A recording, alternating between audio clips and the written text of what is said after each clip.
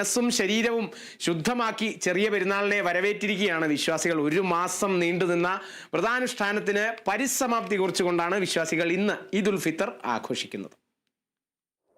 അല്ലാഹു അക്ബർ, അല്ലാഹു അക്ബർ, അല്ലാഹു അക്ബർ,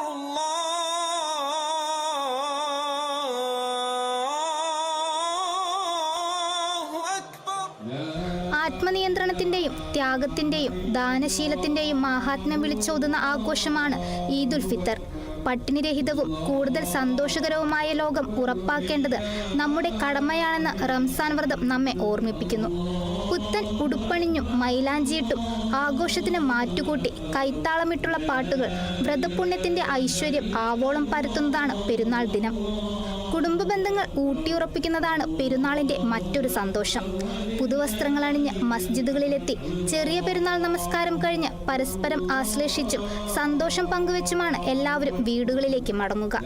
മൈലാഞ്ചി ചോപ്പിന്റെ മൊഞ്ചും പുത്തനുടുപ്പിന്റെ പുതുക്കവുമായി ബന്ധുവീടുകളിലും സുഹൃത്ത് വീടുകളിലും സന്ദർശനം നടത്തി സൗഹൃദം പുതുക്കി ഈദാശംസകൾ കൈമാറുന്നതും ഈദിന്റെ പ്രത്യേകതയാണ്. News desk, Kerala vision news.